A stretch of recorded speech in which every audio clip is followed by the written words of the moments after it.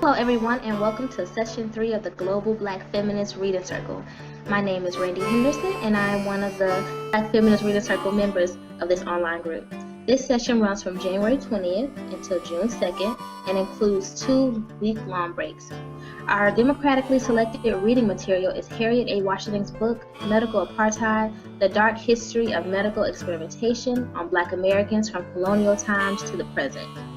Our book group meets each Tuesday evening from 6:30 to 8 on the Google Plus Hangouts on Air platform. You may find the Global Black Feminist Reader Circle on Google Plus, YouTube, and Facebook, and always feel free to join us in reading our story together.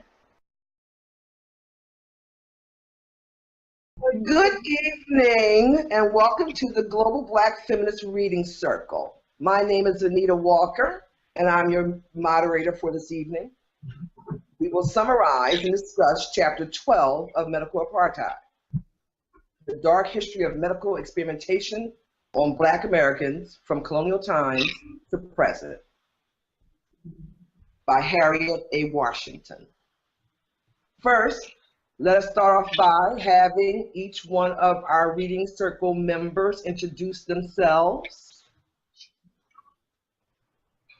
Hi, my name is Georgette Moses, and I'm coming to you from the hot South, Columbia, South Carolina. Hi, I'm Kim. I'm in New York. Hi, everybody. Yes, I'm Joel Jones, coming from Charleston, South Carolina. Hi, everybody. Hi, this is Edwina. I'm here in Utah. Hi, my name is Randy, and I'm watching from Atlanta and currently work. And hello, everybody. My name is Michelle Odom.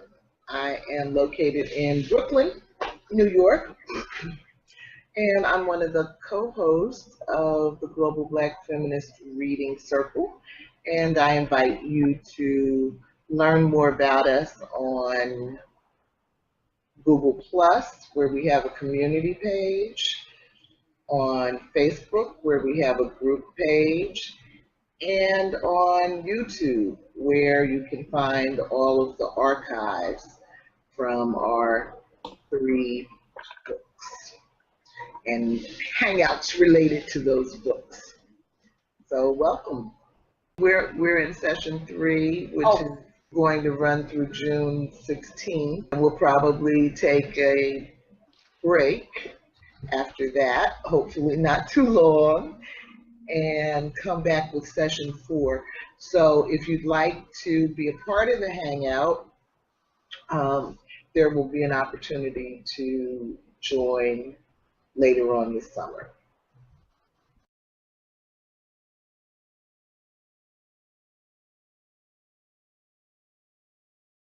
My mentor is standing by, and he want to yell at the group, Dr. Thaddeus Bell, and this is how the Closing the Gap in Healthcare for Disparities got started through this particular book. He just want to say hi to everybody, and everybody say hi to him. His name is Dr. Thaddeus John Bell. Hello, everyone. Hello. Hello. In the age of technology fix, the country is heading for a genetic and behavioral control of society. Who will exercise the control? Who will make the decisions about which genes are defective and which behavior abnormal? Who will make the decisions about genetic worth and prospective prospective human beings?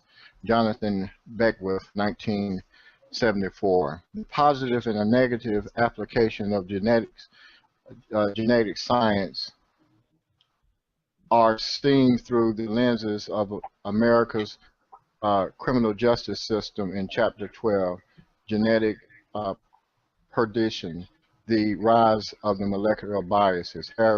Harriet A. Washington also makes the case for the double-edged nature of genetic science as far as African Americans are concerned, as it has been applied in the workplace and the pharmaceutical industry. Characteristically, the dual motives of racism and profits coverage in a way that possesses special threats for Black Americans or any vulnerable or uh,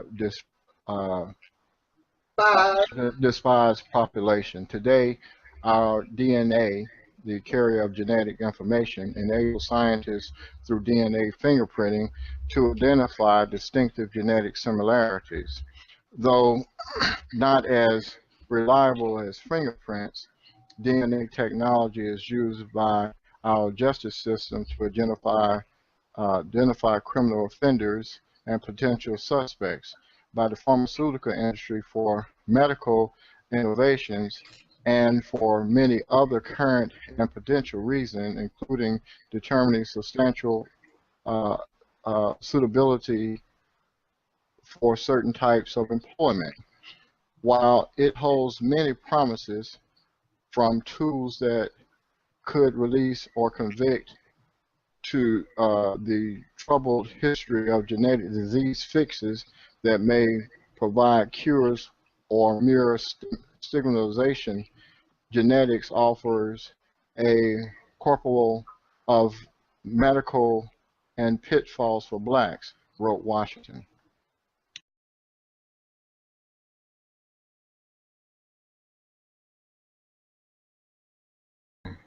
Well, I guess we'll get back to Harriet A. Washington. Our girl. Yes. Okay, Georgette, would you like to do a B, please? All right. Thank you so much. Yeah, you're welcome. Although Calvin Johnson and many others have employed DNA science to gain their freedom through appeals, many may not have had that opportunity for a variety of reasons. The majority of falsely accused and convicted inmates cannot afford the required $5,000 needed for DNA testing.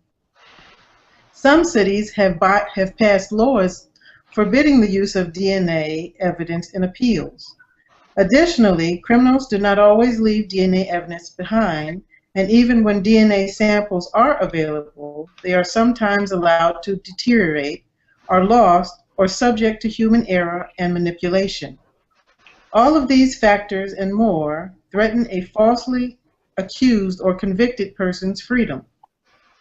If we reviewed all prison sentences with the same level of care that we devote to death sentences, there would have been more than 28,500 non-death row exonerations in the past 15 years, rather than the 255 that have in fact occurred, said University of Michigan law professor Samuel R. Gross.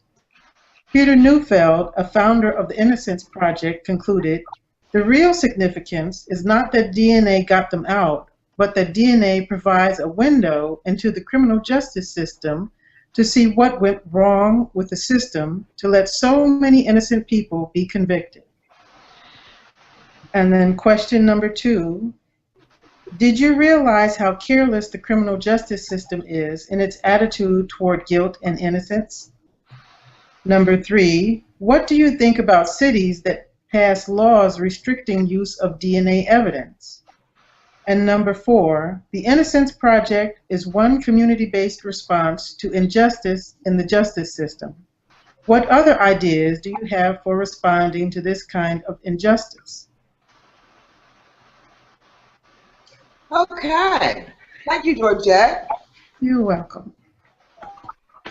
Well, on the last question, certainly the work that Dr. Bell just described is one example of a different kind of response from the community to the problems that we're seeing.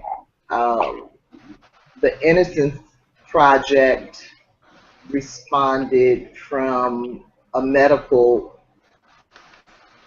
legal perspective, because that's the expertise of the founders. They're lawyers. Dr. Bell responded from a medical perspective because that's his expertise. So, you know, really, I would say that's what all of us can do is, you know, from our own particular vantage or position, think about how you could address this because, you know, it astounds me that there are that many innocent people sitting in prison and they're passing laws that won't even let you bring forward the evidence that would exonerate you. Really? Crazy. I mean, that's incredible. Well, I'm not astounded. I'm not astounded by that. I believe that when I read it, because you have to realize that it depends on where folks are. For Black folks, you know, it's no wonder at all to any of us if you are convicted for something or nothing. Prison is now for profit. You're kind of breaking up. So I think Vanita froze on us. But you know, Vanita's not astounded, but I'm astounded. You know, it's one thing to wrongfully convict people when you don't have the evidence. But when the evidence exists, and you know it exists, and you won't even allow people to present their case, you know, that's called politics. That's called politics. That's total disrespect. That is, it's too much. But it's called politics. It's called politics. It's called I am a prosecutor. I need to win this case. I have higher ambitions. I know that evidence is there. I'm going to act like it's not. I mean, a lot of it has to do with so many other things besides what's right for the prisoner, or the person, I should say, that's been accused of a crime. So there's a whole lot of stuff that goes with that. And I've read a lot of things at times where, you know, evidence has been manipulated by the prosecution team. You know, later on, all these things come out. So, I mean, you know, if you're a poor person, you know. But think about what she's saying here. Cities, the city council, the mayor, your elected representative, are passing laws. I know I hate to be so naive, but I just am. I can't stand it. The same way they passed laws to prevent us from doing things many, many years ago. Nothing has changed.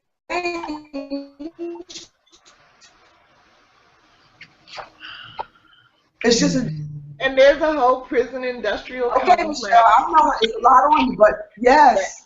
You know, it has to be fed. I know. Okay. Well, does anyone have any other thoughts, or would someone like to address question number 2 and number 3? Yeah, I would see number 2. I looked at. Do you realize? Yeah, I remember you remember a few years ago the Dallas prosecutor ran on and he won and on freeing and exonerating people through DNA because he made a compelling argument that just because you have someone in prison for a crime, you're not safer if you put the wrong person in prison. That's right. Because that raper, that person that raped or shot somebody or whatever crime it was, that person still out there. So and then all of a sudden it seemed like the people in Dallas, they just like woke up and said, you know what? I think he's got a damn point. We're not safe because they put this black face behind there. But it's like I read I think Georgette sent me a video on this gentleman that had a very a point when it came to the justice system, and we were talking about different people that are opportunists and what they're saying, that there are few bad apples in this bag, that, you know, when it comes to police and the justice system, when in fact it's not the few bad apples, it's not the apples, it's the bag that they're in. It's the entire system in which we sit in the justice. Say for instance, like we were talking about, you know, someone made the point about the prosecutors. Well, these prosecutors are running for, you know, they're running and they're going on convictions. So why do they have to run? Why can't now? There's a lot of bad things that go in a lot of states, and South Carolina is one of them. But the way that we appoint judges down here is a lot different than everywhere else. That makes them that put one of their, when they come and rate the judges in the state of South Carolina as being some of the better judges because they're appointed by the General Assembly. They don't. The judges in this state do not run for elections. So you got somebody that's a judge that runs for an election that can take donations and all this other kind of stuff. What kind of corrupt system can that be? So I think we have to look at the entire system in which we're in and look at those particular numbers and the laws that are being made and stuff. Okay. Thank you, Joel. No. Well, does anyone else have any thoughts on that, or shall we move on now? I just oh, go ahead. I'm sorry, Randy. Oh, okay. I just wanted to say something really quickly. I'm not, what I think about cities that pass laws restricting use of DNA evidence, I'm not surprised because we've been having a lot of people in general, especially black men, older black men, be exonerated from their crimes they were convicted of like a long, long time ago, come out now, and they're asking for money, as they should be. You know, they're not asking for no low bills. They're asking for like millions of dollars, as they should be. And so I think that by restricting use of DNA evidence, which could ultimately exonerate these inmates, you also restrict, you know, you limit the amount of lawsuits you end up having, which these cities will have if they did allow DNA to be used in a lot of these crimes. So I'm not surprised that they found some loophole to kind of block that from ever happening. Because a lot of times DNA is the only thing that can exonerate inmate. So. Yeah, but I'd rather see them put a cap on how much, you know, how much you could sue for. I'd rather them not, because I feel that is the biggest deterrence for a city not to do the wrong thing. If you say a city gets sued for $10 million because they willfully, and a lot of these policemen are going around, they are purposely making someone guilty, dropping you know, tainted evidence and stuff like this here. That's the biggest deterrence for someone not to do the biggest thing that could help is them to be able to sue all they want to. You know, that's using the same thing that, you know, for malpractice. We cap malpractice. Well, you know what? If you wouldn't go around leaving utensils in people, they wouldn't die. You know what I mean? But the difference, you know, to me, the difference is that, let's say Randy's right, and that the money, you know, is the driving force. Yeah. Then what they're saying is, rather than grant you your freedom, you know, we're going to keep you in prison because we're afraid of what we're going to have to pay you. And that's why I'm saying I'd rather see a cap on it, but let me have my freedom. You know, I think that's one way of looking at it. I mean, putting a cap on it would insinuate that the inmate, you know, like the people who are appealing are right. Like, you know, it kind of it's like when Right. celebrities do something stupid, they do, you know, they pay settlements. So they're not necessarily guilty, but they settled in court. I mean, so why would you settle if you weren't guilty? You know, so I think that still makes them look Well, guilty. you know, so if you, Michelle, if you look at it from your standpoint, and we already know that it is a industrial complex, so I locked this guy up wrongfully, and you know, and the prison system is charging the state, and you know, they say, well, you know what, we have to pay $500,000, and you know, we locked this person up, and the prison system made $10 million off this one person. They'll do just like the banks, the cost of doing business.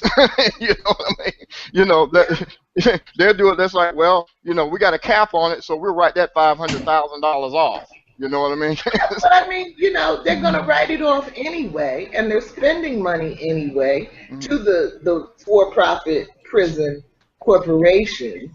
And so, you know, my only concern is, how do you get your freedom if you're innocent? You don't. Well, I think the only way you can really get your freedom is laws like that never be passed. You understand what I'm saying? I think that's the real solution to the problem. You know, if a person should not exhaust his evidence. You know what I mean? So he exhausted all his evidence. How in the hell do you do that? Because we passed the law? Well, it's not a good law. You know, the thing is, get rid of the law. You know, don't put a cap on. Just get rid of the law. You got to get rid of the people that enact the laws. Yeah. Because it's so corrupt in Washington. Yeah. I'd have to go there and use my Swifter and swift everybody out of there and start from Plan A. That's how bad it is. So most of it is political. No matter what you do or what you say, it's political. And as long as you have those $5,000 thug wearing suit thugs up there on Capitol Hill. Ooh, did you say thugs? Thug. On Capitol Hill. $5,000 suits, $1,000 gators. Enacting laws that oppress folks, kill folks, cause folks not to have medical care, food, health, a roof over their head. Nothing is going to happen. Nothing is going to happen. So in order for that to happen, the whole system has to come down. Now, who's going to start bringing the system down? I like to be a little bit more optimistic than that. No, but you know, I mean, I so optimistic when you look around you, you see how corrupt our system is. Everybody's in everybody's.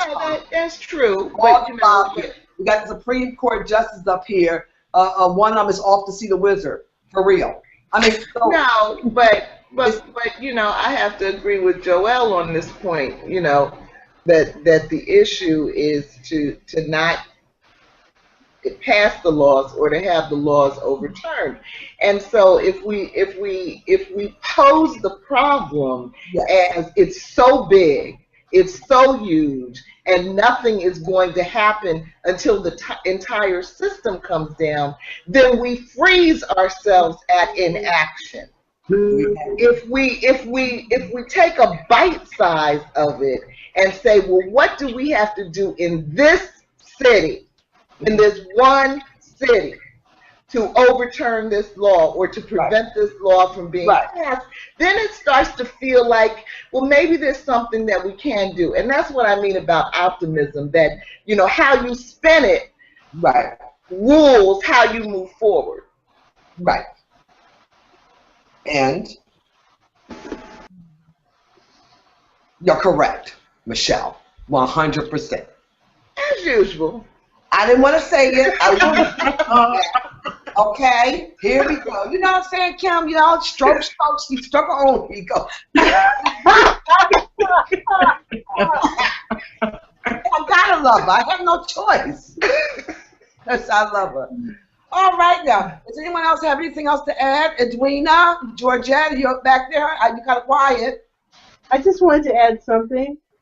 Okay. I think when we go back to chapter 10 and we were talking about caged subjects, so now you have somebody who has been exonerated because of DNA, but they could have had 10 years of medical testing.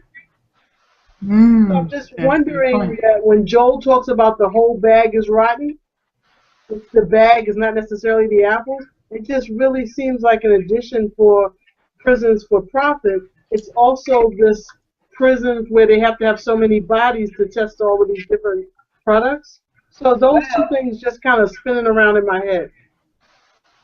I don't have an answer or anything. I'm just saying that those two things together means that if I'm now out of prison, I got other people to sue too. Yes. Mm-hmm. Yes. Well, now. Okay. Are we all set? Yes. All right.